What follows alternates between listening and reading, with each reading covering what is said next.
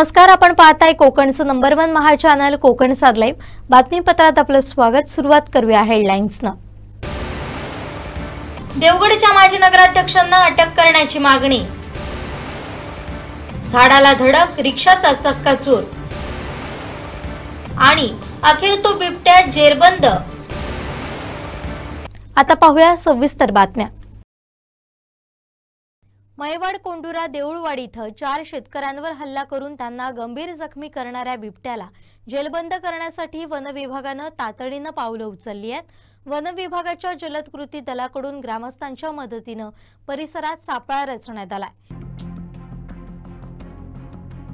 हा बिबट्या परिसरातील बागायतींमध्ये लपून बसण्याची शक्यता वर्तवली जाते।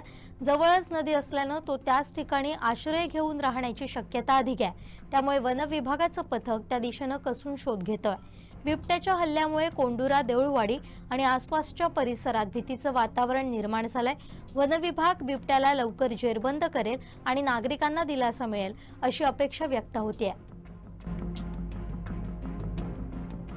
माणगाव खोऱ्यातील मोरेगाव इथं जाणाऱ्या रस्त्यावर पुलाच्या ठिकाणी मोठं भगदाड पडलंय। यामुळे दुचाकी आणि चारचाकी वाहनांना जीव मुठीत घेऊन मोरेगावी जावं लागतंय। बांधकाम खात्यानं याकडे वेळीच लक्ष घालून होणारे अपघात टाळावेत अशी मागणी मोरे ग्रामस्थांनी केली आहे।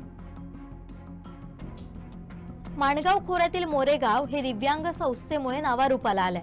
येथील दिव्यांगांसाठी कार्यरत असलेली संस्था प्रसिद्ध आहे। या मोरेगावी जाण्यासाठी असणाऱ्या रस्त्यावर संततधार पावसामुळे रस्त्याच्या मधोमध मोठं भगदाड पडलंय। रात्रीच्या वेळी इथं अपघात होण्याची दाट शक्यता आहे।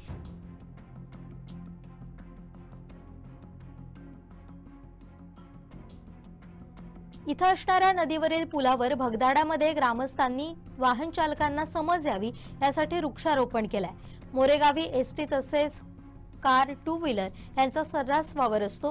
रात्रीच्या वेळी मधोमध पडलेल्या खड्ड्यामुळे भगदाडामुळे अपघात होऊ शकतो। त्यामुळे बांधकाम विभागानं त्वरित हे भगदाड बुजवावं अशी ग्रामस्थांनी मागणी केली आहे। खांबाळे येथील आदिष्टी मंदिरानजीक भरधाव रिक्षा थेट झाडाला धडकून अपघात झाला। यात एकाच कुटुंबातील 6 जण जखमी झाले। त्यातील दोघांची प्रकृती चिंताजनक आहे। हा अपघात दुपारी 1:30 वाजण्याच्या सुमारास घडलाय।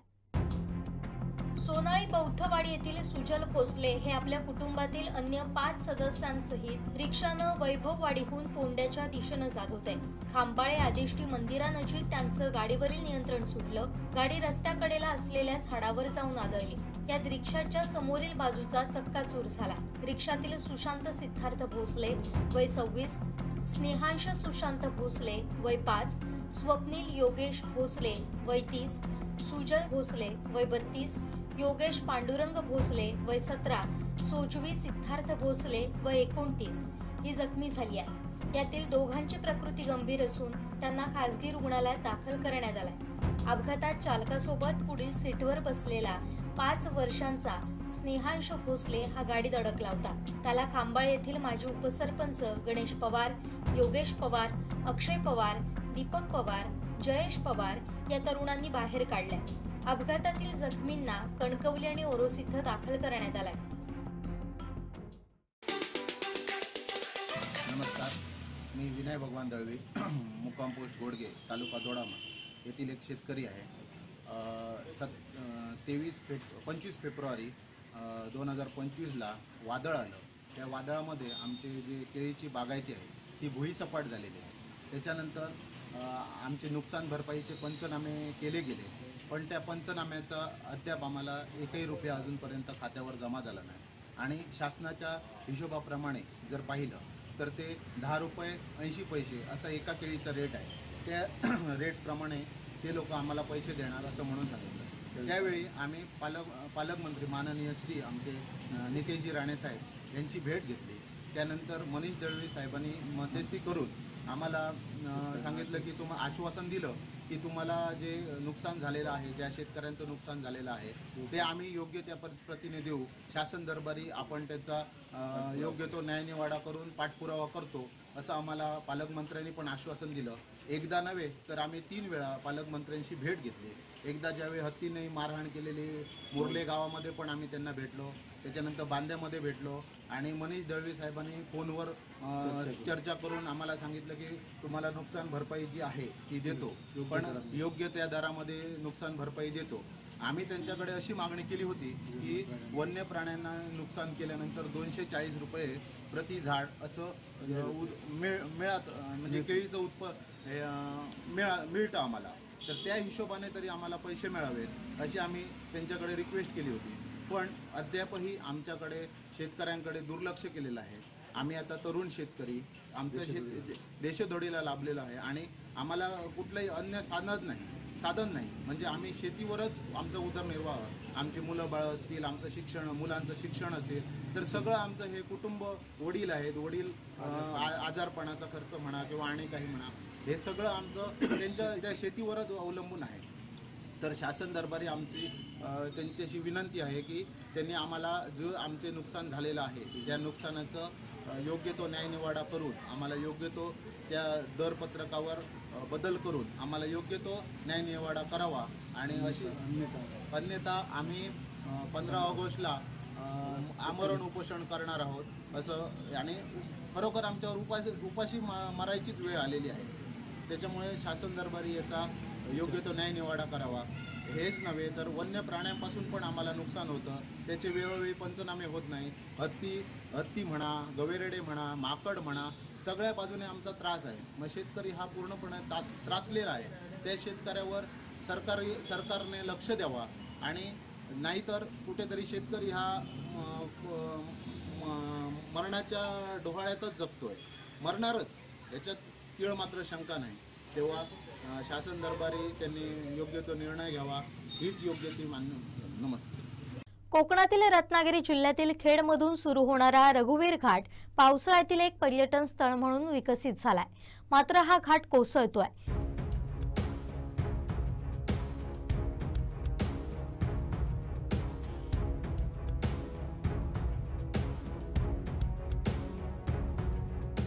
या ठिकाणी दररोज शेकडो वाहने हजारो पर्यटकांना घेऊन येत आहेत, मात्र घाट रस्ता हजारो मीटर खोलीच्या दरीच्या बाजूने ढासळू लागलाय, त्यामुळे पर्यटकांचं जीवन धोक्यात येऊ शकतं।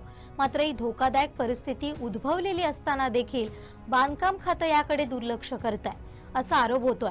घाटात या ठिकाणी कोणत्याही सुरक्षेच्या उपाययोजना केलेल्या दिसत नसल्यानं तातडीनं लक्ष देण्याची मागणी होतीये।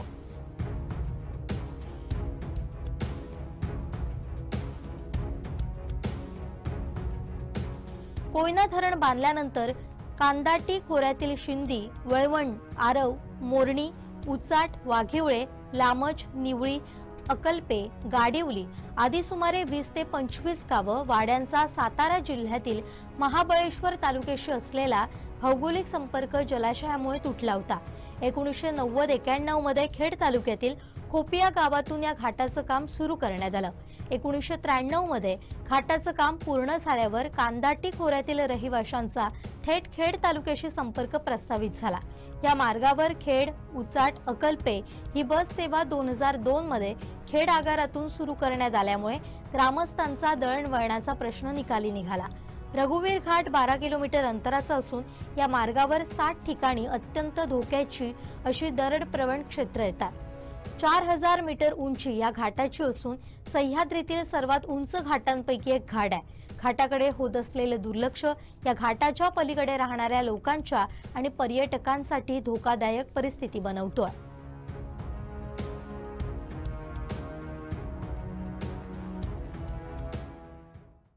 सावंतवाडी नवविवाहिता प्रिया चव्हाण यांना आत्महत्या करण्यास प्रवृत्त केल्याप्रकरणी देवगडच्या माजी नगराध्यक्ष प्रणाली माने आणि त्यांचा मुलगा यांना तात्काळ अटक करावी अशी मागणी जिल्हा पोलीस अधीक्षक मोहन दहिकर यांच्याकडे ठाकरे शिवसेनेच्या वतीने करण्यात आली आहे। चव्हाण याचा काल दुर्दैवी 2 दिवसापूर्वी आत्महत्या केली।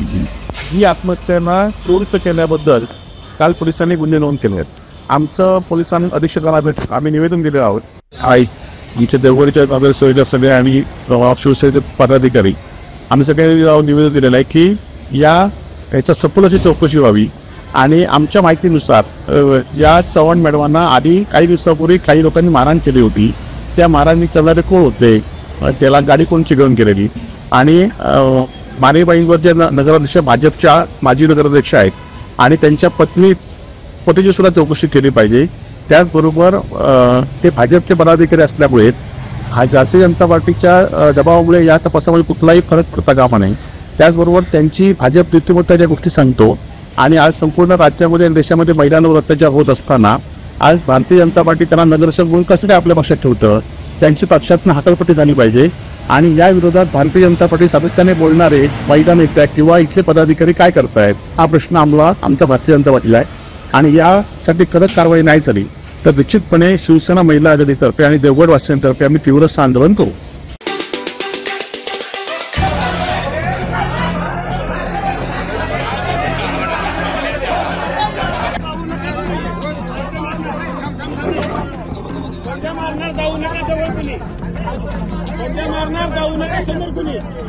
गाठी पकड हे बाबा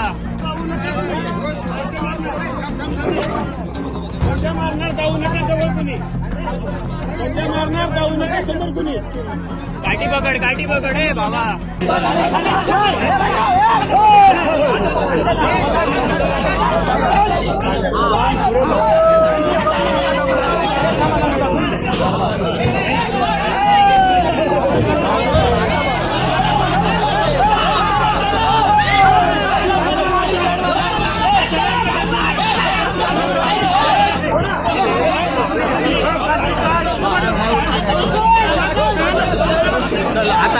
सावंतवाडी शहराला पाणी पुरवठा करणारं कुणकेरी येथील पाणीकोंड धरण पूर्ण क्षमतेनं भरून वाहू लागलं आहे।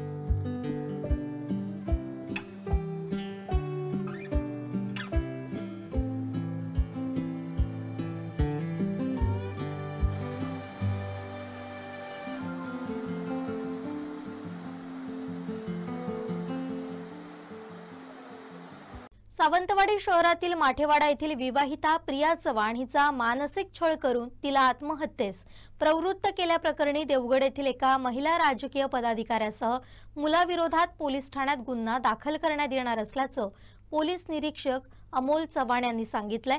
माठेवाडा येथील प्रिया चव्हाण हिनं राहत्या फ्लॅटमध्ये गळफास घेऊन शुक्रवारी आत्महत्या केली होती। या आत्महत्या प्रकरणी प्रिया हिच्या नातेवाईकांसह आई वडिलांनी संशय व्यक्त करत या प्रकरणाची सखोल चौकशी करण्याची मागणी केली होती। तसेच काही जणांविरोधात संशयही व्यक्त केला होता। या प्रकरणी पोलीस निरीक्षक अमोल चव्हाण, महिला पोलीस अधिकारी माधुरी मुळीक यांनी याबाबत तपास केलाय। केलेल्या तपासात देवगड तालुक्यातील एका राजकीय महिला पदाधिकारी आणि त्यांच्या मुलानं तिला आत्महत्येस प्रवृत्त केल्याचं तपासातून समोर आलंय। त्यानुसार पोलिसांनी संबंधित राजकीय महिला आणि तिच्या मुलावर गुन्हा दाखल करण्याची प्रक्रिया हाती घेतली होती। रात्री उशिरापर्यंत गुन्हा दाखल करण्याची प्रक्रिया सुरू होती। संबंधितांना अटक होणार असल्याचं पोलीस निरीक्षक चव्हाण यांनी सांगितलंय। रोटरी क्लब ऑफ सावंतवाडी तर्फे सर्वप्रथम सगळ्यांचं स्वागत। पत्रकार बंधू सगळे मार्गदर्शक आमचे रोटरीचे एक्स प्रेसिडेंट सेक्रेटरी ट्रेझरर आणि ह्या वर्षीचे प्रेसिडेंट सेक्रेटरी ट्रेझरर ही आमच्याशी एक कॉमन आपल्यासमोर कॉन्फरन्स आम्ही अरेंज केली आहे। याचा एक उद्देश असा आहे की रोटरी इयर आता 1 जुलै 2025 ते 2026 आपलं सुरू होतं आहे आणि या वर्षी प्रत्येक वर्षी ॲक्च्युली नवीन प्रेसिडेंट येतो। सावंतवाडी रोटरी क्लबची स्थापना 1972 साली झाली। जवळजवळ 53 वर्ष पूर्ण झाली, 54 वर्ष हे सुरू आहे आणि 54व्या वर्षी मला प्रेसिडेंट म्हणून सर्वांनी तो बहुमान दिलेला आहे। आमचे मागचे प्रेसिडेंट गेल्या वर्षीचे रोटरियन मिस्टर भागवत साहेब त्यात उपस्थित आहेत। आपला ह्या वर्षीचा रोटरीचा इन्स्टॉलेशन सेरेमनी जो असतो म्हणजे पदग्रहण सोहळा असतो तो 6 जुलैला भगवती हॉलला संध्याकाळी 7 वाजता आपण ठेवलेला आहे आणि त्या संदर्भातली एक आजची ही थोडी माहिती देणं आणि गेल्या वर्षी जे रोटरीने उपक्रम केले या संदर्भातली थोडी आपल्याला माहिती देणं यासाठीची ही आजची प्रेस आहे. मी भागवत साहेबांना विनंती करतो की आपण गेल्या वर्षी 24-25 या वर्षासंदर्भातला आढावा थोडासा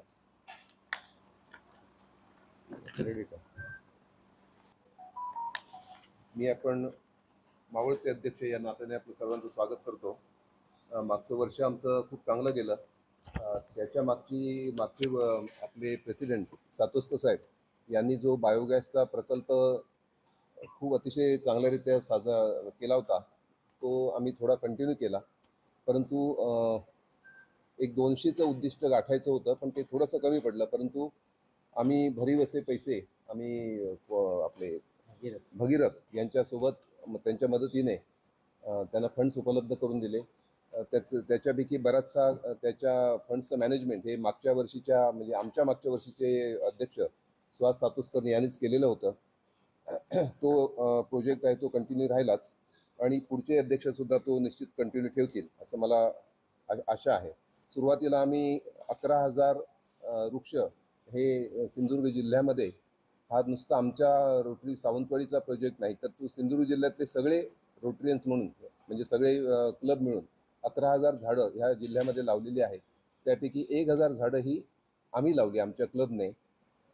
तो पहिला प्रोजेक्ट झाला. त्याच्यानंतर महत्त्वाचे प्रोजेक्ट आहेत तेवढेच सांगतो मी. बरेच आम्ही काम केलं आहे. त्याच्यानंतर सावंतवाडीमध्ये एरो मॉडेलिंग शो हा अतिशय चांगला झाला. ते रोट्रॅक्ट जी सावंतवाडी रोट्रॅक्ट आहे त्यांच्या मदतीने त्यांनी आम्हाला भरपूर मदत केली आणि तो एरो मॉडेलिंग शोची माहिती यापूर्वी आलेली आहे सगळीकडे प्रसिद्ध झालेली आहे. पण तो एक प्रोजेक्ट आपण केला आणि खूप वर्षानंतर तो मुलांना बघायला मिळाला. शाळेच्या मुलांना त्याचा खूप अतिशय लाभ झाला कारण त्याची माहिती लहान मुलांपर्यंत पोचणं फार गरजेचं होतं. त्याच्यानंतर आम्ही RDC मीट असते ती RDC मीट म्हणजे 4-5 क्लब एकत्र येऊन एक प्रोजेक्ट असतो म्हणजे गव्हर्नरकडनं आम्हाला निमंत्रण येतं की कोण घेतं आहे जिल्ह्यातलं ते तो मान आम्हाला बहुमान मिळाला.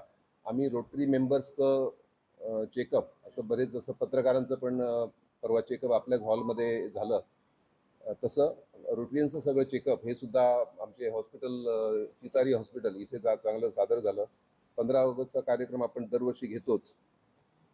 त्याप्रमाणे त्याच्यानंतर स्पोर्ट्स इव्हेंट मोठा घेतला. जे आमचे रोटरी 3170चं म्हणजे रेव्हेन्यू डिस्ट्रिक्ट वेगळं आहे त्याच्यामध्ये यंदा तो बहुमान आम्हाला मिळाला होता आमच्या कारकिर्दीमध्ये.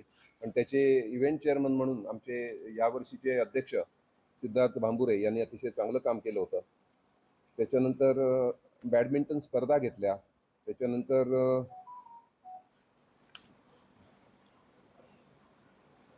नॅब हॉस्पिटलच्या सोबत आम्ही खगोल अभ्यासक दाकुरू सोमण यांचं आकाशातील रहस्य या विषयावर अतिशय चांगलं त्यांनी मार्गदर्शन केलं. त्याच्यानंतर आम्ही फिजिओथेरपी सेंटरमध्ये जे परिस्थिती सध्या आहे त्याच्या काहीतरी डागडुजी व्यवस्थित चांगलं काहीतरी तिथे काम करता यावं यासाठी संशय कल्लोळ म्हणून एक नाटक घेतलं. सावंतवाडीमध्ये सद्गुरू विद्यालय हे जे आहे त्यांनी ते सादर केलं आणि उत्स्फूर्त असा प्रतिसाद सावंतवाडीकरांनी आम्हाला दिलेला आहे. त्या सावंतवाडीकरांचे मी निश्चितच आणि सगळे रोटरी मेंबरचे इतर मेंबरचे रोटरॅक मेंबर्सचे सर्वांचे मी आभार निश्चितच मानतो. अजून काही बोलणार असेल तर मी सेक्रेटरींना विनंती करतो की तुम्ही काही राहिलं असेल तर ॲड करावं. तसेच आय चेकअप कॅम्प ST कर्मचाऱ्यांसाठी आम्ही ठेवला होता नॅप यांच्या संयुक्त विद्यमाने. तो पण खूप चांगल्या प्रकारे हे करण्यात आला आणि त्याच्यात बऱ्याचशा ST कर्मचाऱ्यांनी त्याचा लाभ घेतला आणि त्यांच्यावर नंतर ज्यांच्या कोणाच्या अडचणी असतील किंवा जे काही प्रॉब्लेम्स होतील ते नंतर ते क्लिअर करण्यात आले. तसेच ब्लड डोनेशन कॅम्प आमचा दरवर्षी असतो 18 ऑगस्टला कैलासवाली बाई बांदेकर यांच्या स्मरणार्थ. तो दरवर्षी आम्ही राबवतो. यावर्षी आमचे सिद्धार्थ भांबुरे चांगल्या प्रकारे राबवणार आहेत. आणि ऑनलाईन रक्तदाते आणि पत्रकार आणि आपण असं एक संयुक्त विद्यमाने आपल्या हॉलमध्ये सुद्धा परत एकदा घेतलेलं आहे अलीकडेच.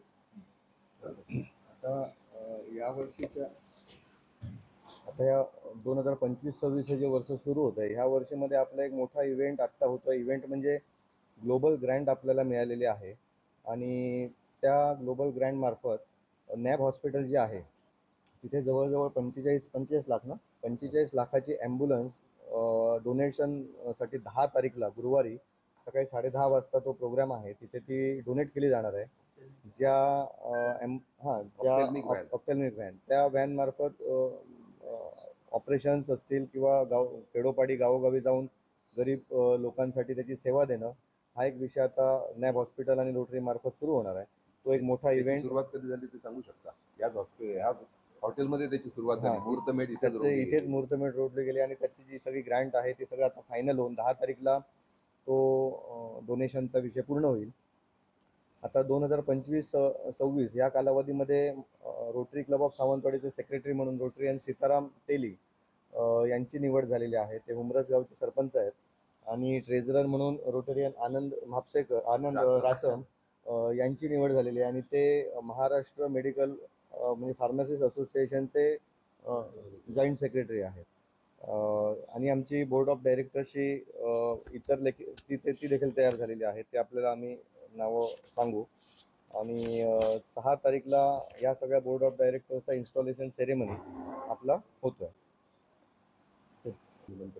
आपण सर्वांनी या कार्यक्रमाला उपस्थित राहावं अशी मी आपल्याला 6 तारीखच्या संध्याकाळी 7चा जो कार्यक्रम आहे त्याला आपण सर्वांनी यावं आणि आपली उपस्थिती प्रार्थनीय आहे. हो हो हो. आणि ऑगस्ट महिन्यामध्ये जो 18 तारीखला आम्ही कॅम्प घेतो दरवर्षी, तर यावेळी थोडासा असा मानस आहे की तो पत्रकार बंधू आणि आपल्याकडच्या ज्या ब्लड डोनेशनसाठी काम करणाऱ्या ॲक्टिव्ह संस्था आहेत ह्यांना सर्वांना सोबत घेऊन एक मोठा कॅम्प घ्यावा जो बांबू हॉस्पिटलशी काही संलग्न करता येतो का असं आमचं सध्या मानस आहे, की जेणेकरून तिथे दरवेळी डोनर घेऊन जायला लागतो आणि तिथे मग ती बॅग मिळते. असं न होता आपल्याकडे त्याची काही कार्ड्स अवेलेबल करता येतील का, म्हणजे रात्री अपरात्री जे आपल्याकडे त्या संदर्भात सेवा देत आहेत तर त्यांना ते थोडंसं सोपं जाईल. आणि तसा एक ब्लड डोनेशनचा एक चांगला कलेक्शन म्हणा किंवा एक मोठा इव्हेंट आपल्याला तो करता येईल की ज्याची सेवा आपल्या सावंतवाडीतील असेल किंवा तालुक्यातील जनतेला घेता येऊ शकतो. दोडामार्ग बांधा मार्गावर सासोली इथं सरपंच बळीराम शेट्टे यांच्या घराच्या अंगणातील पत्र्याच्या शेडला कॅन्टरनं जोरदार धडक दिली. या अपघातात सरपंच शेट्टे यांच्या पत्नीला किरकोळ दुखापत झाली आहे. अपघातात सरपंचांची शेड पूर्णतः तुटून पडली आहे आणि अंगणात असलेल्या ओमनी गाडीला ही धडक बसून लाखो रुपयांचं नुकसान झालंय. गोवा येथून माल भरून दोडामार्ग मार्गे बांद्याच्या दिशेनं जाणाऱ्या आयशर कॅन्टर सासोली इथं एका वळणावर आला असता चालकाचा गाडीवरील ताबा सुटला आणि गाडी थेट रस्त्याच्या लगतच्या सासोली सरपंच बळीराम शेट्टे यांच्या घराच्या अंगणात घुसला आणि अंगणातील पत्र्याची शेड तुटून पडली. ही धडक एवढी जबरदस्त होती की शेडचे पोल तुटून खाली पडलेत. पत्र्यांचा अक्षरशः चुराडा झालाय. तसेच सरपंच यांची पत्नी घराच्या समोर उभी असताना तिच्या हातावर घराची कौलं पडल्यानं ती किरकोळ जखमी झाली आहे. तसेच अंगणात उभी करून ठेवलेल्या ओमनी गाडीला ही धडक बसल्यानं तिचंही मोठं नुकसान झालंय. या अपघातात शेट्टे यांचं लाखो रुपयांचं नुकसान झालंय. सावंतवाडी शहरात मोहरम निमित्त मुस्लिम बांधवांकडून ताबूत फेरी काढण्यात आली. याच मोहरम महिन्यात हजरत मोहम्मद पैगंबर यांचे नातू हसन आणि हुसेन हे दोघेही करबला इथं शहीद झाले होते. त्यांच्या स्मृतीप्रित्यर्थ मुस्लिम बांधव या दिवशी शोक व्यक्त करतात. शहरात 7 ठिकाणी पीर उत्सव होतो. रात्री मोती तलाव इथं ताबूत विसर्जन करण्यात आलं.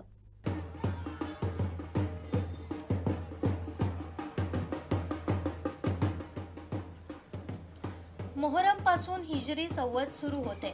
हिजरी सव्वदचा हा पहिला महिना असतो. हजरत मोहम्मद पैगंबर यांची मुलगी बीबी फातिमा यांची हसन आणि हुसेन ही दोन्ही मुलं होती. पैगंबरांचे हे दोन्ही नातू करबला इथं शहीद झाले. इराकची राजधानी असलेल्या बगदाद मधील करबला या गावात तारीख-ए-इस्लाम हे ऐतिहासिक युद्ध झालं होतं. मोहरम हा दुःखाचा दिवस आहे. या दिवशी हसन आणि हुसेन यांचं बलिदान उजागर केलं जातं. शिया समुदायातील लोक 10 दिवस काळे कपडे घालतात. या बलिदानासाठी जुलूस काढला जातो. मोहरम निमित्त सावंतवाडी शहरात सायंकाळी ताबूत फेरी काढण्यात आली. रात्री उशिरा या पीरांचं विसर्जन करण्यात आलं. मोहरम मधून सामाजिक ऐक्य जपण्याचं काम केलं जातं. शहरात 7 ठिकाणी हा उत्सव होतो. सालईवाडा इथं संस्थानकालीन मराठा सरदार घराण्याच्या नावानं असलेला निंबाळकर पीर एकात्मतेचं प्रतीक मानला जातो.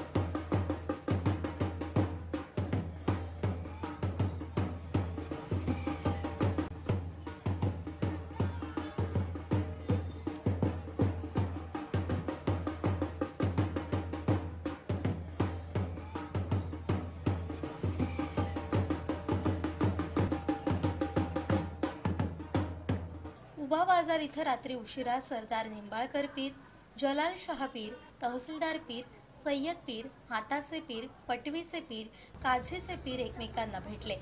हिंदू बांधवांकडून देखील पीराला ठिकठिकाणी गुळाचा नैवेद्य दाखवला गेला. हिंदू मुस्लिम सामाजिक ऐक्य या निमित्तानं जपलं गेलं.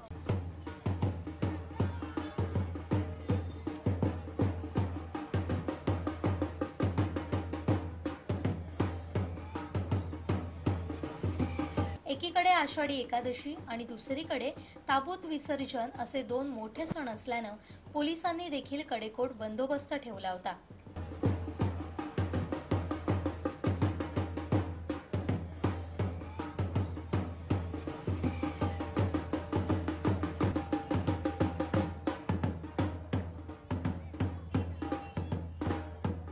सावंतवाडी शहरात मोहरम निमित्त हिंदू मुस्लिम एकतेचं दर्शन घडून आलं. ताबूत विसर्जन याचं निमित्त ठरलं.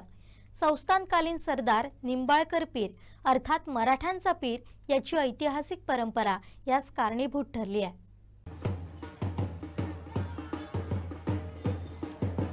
हसेन आणि हुसेन हे पैगंबरांचे दोन्ही नातू करबला इथं शहीद झाले. मोहरम हा दुःखाचा दिवस असून या दिवशी हसेन आणि हुसेन यांचे बलिदान उजागर केलं जातं. सालईवाडा येथील संस्थानकालीन मराठा सरदार घराण्याच्या नावानं असलेला निंबाळकर पीर एकात्मतेचं प्रतीक मानला जातो. हिंदू बांधवांकडून देखील इथं मान असतो. मराठ्यांचा पीर अशी ओळख असलेला निंबाळकर पीर विसर्जनाला जात असताना कळसुलकर हायस्कूल येथील भवानी देवीच्या भेटीला गेला.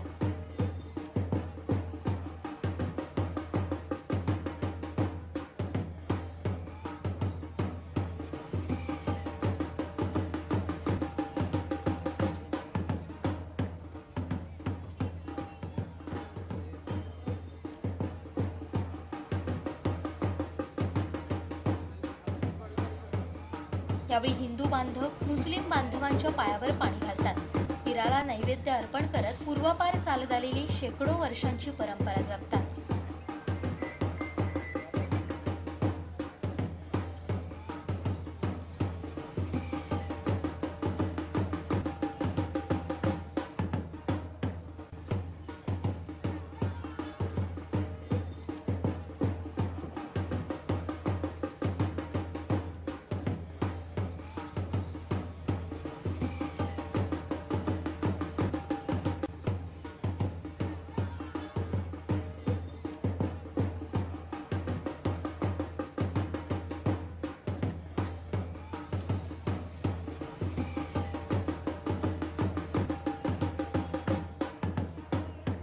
त्यानंतर मुस्लिम बांधवांकडून भवानी देवीला साकडं घातलं जातं.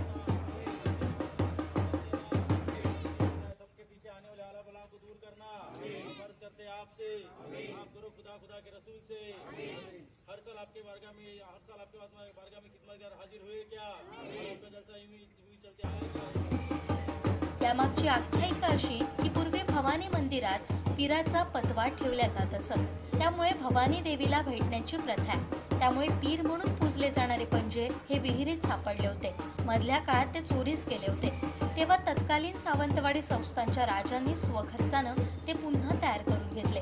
त्यामुळे सावंतवाडी संस्थानचं आणि या पीराचं नातं आहे. हिंदू मुस्लिम सामाजिक ऐक्य या निमित्तानं जपलं जातं. एकीकडे आषाढी एकादशी आणि दुसरीकडे ताबूत विसर्जन असे दोन मोठे सण असतानाही या शहरात एकात्मतेचा भाव त्याच श्रद्धेनं जपला जातो.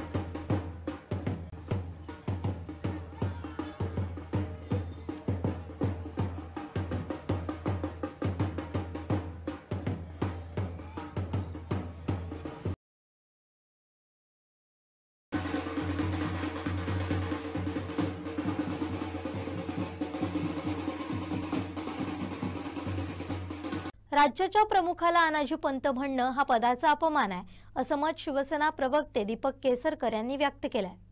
मला अनेक लोकांनी सांगितलं होतं की त्यांच्याबरोबर जाऊ नका, ते यूज अँड थ्रो करतात आणि त्याच्यामुळे मी ह्याचा अनुभव स्वतः घेतलेला. त्याच्यामुळे त्यांच्याबद्दल आदर असल्यामुळे अधिक काही बोलणार नाही.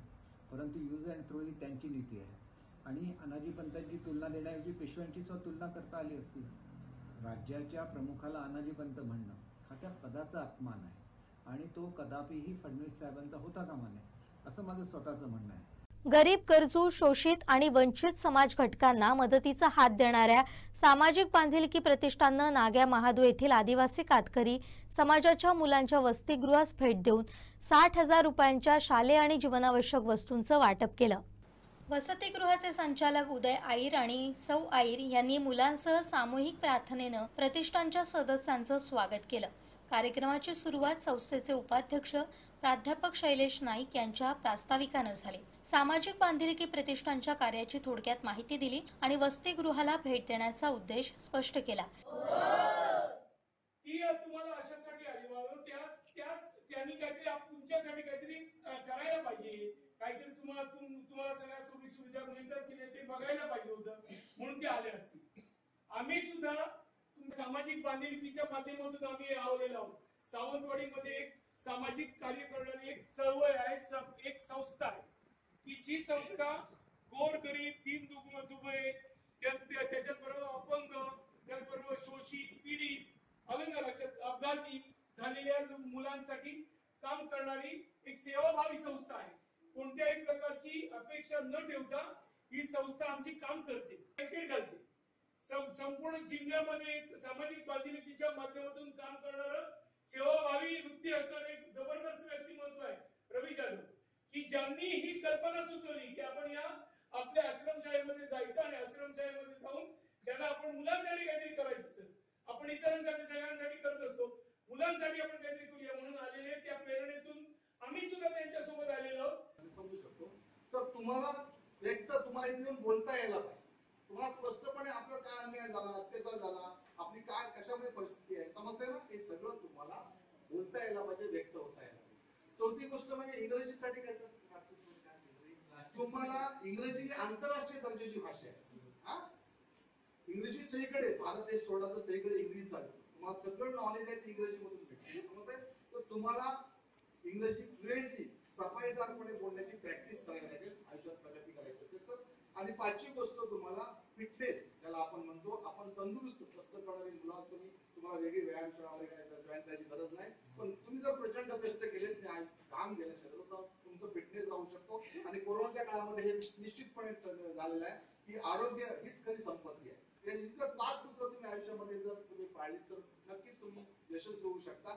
मी तुमच्यासारख्या मुलांसाठी सातत्याने आता संघटन, आज साहेब आम्ही खूप दिवसांतून त्याबद्दल मी तुमच्याकडे सॉरी म्हणतो, खरं म्हणजे आता आम्ही असं अनावश्यक काही लोकांना, गरज नव्या लोकांना पण मदत करतो, पण सातत्याने साहेब तुमचं जे काही डिमांड असेल या ठिकाणी आमच्या सामाजिक बांधिलकीवरती तुम्हाला शब्द करतो, ही मुलं कधी उपाशी राहणार नाही ही जबाबदारी आमची। त्यानंतर संस्थेचे अध्यक्ष प्राध्यापक सतीश बागवे, रवी जाधव यांनी मुलांशी संवाद साधला। ज्येष्ठ नागरिक संस्थेचे अरुण मेस्त्री यांनी वसतिगृह संचालक आईर यांच्या कार्याचं कौतुक केलं। माणसांचे खरोखर पायाला पदस्पर्श करून त्याचा आशीर्वाद घ्यावासा वाटतो, असं माझ्या समोर हा माणूस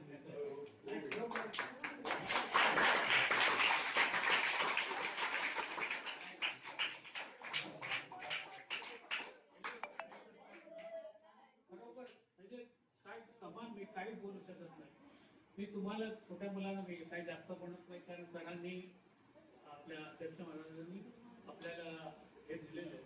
मी फक्त एकच सांगेन, ते पाठीमागे चित्र बघा तुम्ही मुलांना, हे जे पाहिलं ना धनुष्य बाण घेतलं, तिथं चेहऱ्यावरचा भाव आणि ते जे लक्ष आहे ना, ते विनर म्हणून जे लक्ष आहे ते लक्ष्यावर केंद्रित करा।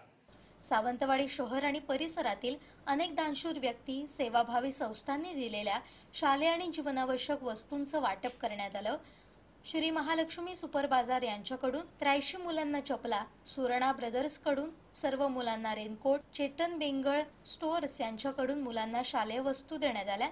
तसेच मुलांसाठी खाऊ, इतर जीवनावश्यक वस्तूंसाठी सावंतवाडी मोती तलाव कट्टा ज्येष्ठ नागरिक ग्रुप, पंचम खेमराज महाविद्यालयाचे प्राध्यापक डॉक्टर देवीदास बोर्डे, लिशा बांदेकर, कळसुलकर इंग्लिश स्कूलचे संचालक दत्तप्रसाद गोठसकर, सामाजिक कार्यकर्ते संजू शिरोडकर, नाईक फरसाण, माने गिफ्ट कॉर्नर महेश गोंधळेकर, कल्याण कदम, रवींद्र गगन ग्रास, सचू पिकुळकर, पंकज पेडणेकर यांनी सहकार्य केलं। या वस्तू जमवण्यासाठी विशेष परिश्रम घेणाऱ्या रवी जाधव, रूपा गौंडर, शरदिनी बागवे आणि लक्ष्मण कदम यांचं विशेष कौतुक करण्यात आलं। वसतिगृहाचे विद्यमान संचालक आयर यांनी आपल्या संस्थेच्या स्थापनेपासून ते आजपर्यंतच्या खडतर प्रवासाचा आणि या प्रवासात साथ देणाऱ्या मंडळींचा आवर्जून उल्लेख केला, मात्र शासन स्तरावर कोणतीच मदत मिळत नसल्याची खंतही व्यक्त केली। सामाजिक बांधिलकी प्रतिष्ठानचे अध्यक्ष सतीश बागवे, उपाध्यक्ष शैलेश नाईक, खजिनदार रवी जाधव, रूपा गौंडर, संचालिका शरदिनी बागवे, लक्ष्मण कदम आणि ज्येष्ठ नागरिक अरुण मेस्त्री उपस्थित होते। दीपक केसरकर यांची स्वप्न पूर्ण करण्याची जबाबदारी माझ्या खांद्यावर आहे, असं विधान पालकमंत्री नितेश राणे यांनी केलं होतं।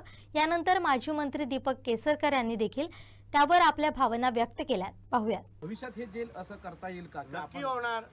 केसरकर साहेबांचे सगळे स्वप्न पूर्ण करण्यासाठी मी आहे ना, आता इथे जबाबदारी दिली आहे ना माझ्या खांद्यावर। तुम्ही काही चिंता करू नका। शेवटी आम्ही सगळेजण एका विचाराने काम करणारे आता सगळे लोकप्रतिनिधी आहोत, म्हणून आता आम्ही ही जी संधी आमच्याकडे आलेली आहे म्हणून आम्ही चर्चा आतमध्ये तीच केली। आमच्या SP साहेबांनी तेच मला सांगितलं की साहेब एकदाच आता नीट करून घेऊ। निश्चितपणे मला सांगायचं की एक पॉझिटिव्ह ॲटिट्यूड हा राणे साहेबांनी नेहमीच दाखवलेला आहे आणि त्याच्यामुळे हल्लीच जी काय एक कार्यक्रम झाला त्या ठिकाणी नौदलाने आपल्याला जी नौका दिलेली आहे ते बुडवण्याचा कार्यक्रम झाला, त्यावेळेस त्याच्यामधून वाद निर्माण होण्याची शक्यता होती, पण तिथं त्यांनी समजूतदारपणा दाखवला। आता नवीन ॲक्वेरियम हे देवगडला होतं आहे आणि ज्या ठिकाणी कोरल्स आहेत त्याच ठिकाणी बोट बुडवली जाणार आहे, म्हणजे ही सुद्धा त्यांच्या समजूतदारपणाचं लक्षण आहे। आणि असं जर एकत्र येऊन सगळ्यांनी काम केलं तर पर्यटनाचा विकास व्हायला वेळ लागणार नाही। सिंधुदुर्ग जिल्ह्यातील आजगाव येथील साहित्य प्रेरणा कट्टा आणि शिरोडा येथील रघुनाथ गणेश खटकटे ग्रंथालयाच्या संयुक्त विद्यमानं सुप्रसिद्ध साहित्यिक कैलासवासी जयवंत दळवी यांच्या जन्मशताब्दीचं औचित्य साधून गेले वर्षभर चालू असलेल्या दळवींच्या पुस्तकांवरील साप्ताहिक चर्चेचा समारोप नुकताच आत्मचरित्राऐवजी या पुस्तकाच्या चर्चेनं कैलासवासी जयवंत दळवी यांच्या आरवली येथील जन्मस्थानी झाला। यावेळी कोमसाप सावंतवाडी तालुकाध्यक्ष दीपक पटेकर बोलत होते। पाहूया। एवढं अफाट यश मिळवू शकतो हे आपण दळवींचं साहित्य वाचल्यावर आपल्या लक्षात येईल। एवढी 70 पुस्तकं, आज एक पुस्तक लिहिताना आणि ते प्रकाशित करताना घामाघूम होण्याची वेळ येते। कितीही चांगला लेखक असला तरी सुद्धा एक पुस्तक प्रकाशित करताना म्हणजे पहिल्या पुस्तकाच्या वेळी तरी नक्कीच तो हैराण होतो। अशी परिस्थिती असताना 70 पुस्तकं त्यांची प्रकाशित झाली आहे, म्हणजे आपल्यासाठी हे आभार ठेवणं असल्यासारखं आहे। आणि एवढं साहित्य क्षेत्रात त्यांचं काम आहे, त्या कामाचा आदर्श घेऊन जरी त्यांचं साहित्य आपण वाचलं तरी एक साहित्य सेवा नक्कीच आपल्या हातून घडेल। त्यामुळे आपण लिहायचं, आज लिहिणारे लेखक भरपूर झालेत, स्वयंघोषित लेखक बरेच झालेत, त्यामुळे त्यांचं साहित्य वाचलं जात नाही, पण जे लेखक आज अजरामर झालेत त्यांचं साहित्य वर्षानुवर्ष वाचलं जाईल आणि त्यासाठी वाचक तयार करावे लागणार नाहीत, वाचक आपोआप तयार होतील।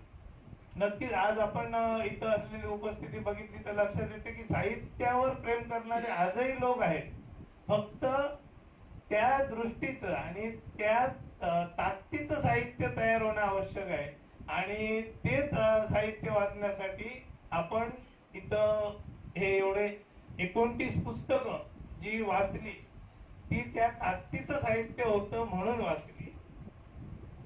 आपण बघितलं तर आज काव्य क्षेत्र असू दे किंवा कुठचे लेख असू दे, कादंबरी असू दे, बऱ्याच लेखकांचं साहित्य हे मराठीतलेच शब्द आहेत की नाही एवढा विचार करण्यासारखे त्यात शब्द घातलेले असतात, जे सहज सोपे शब्द असतात ते सहज वाचले जातात। अगदी आपण